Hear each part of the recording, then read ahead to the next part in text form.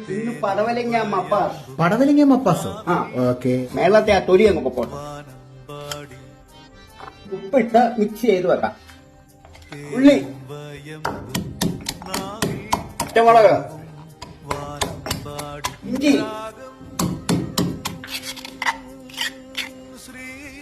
ചീനിച്ചട്ടി വെള്ളം ഒഴിക്കുന്നേ, മുറിച്ചു വെച്ച പടവലങ്ങ ഇടുന്നേ, കിഴങ്ങിടുന്നേ, കറിവേപ്പില ഇടുന്നേ, ഒരു മുറി തക്കാളിക്ക ഇടുക. അടച്ചു വെച്ച് വേവിക്കാമേ. ഉറക്കാം. ആ ചതച്ചതിട്ട് നാവി കൊള്ളട്ടെ. ഓക്കെ.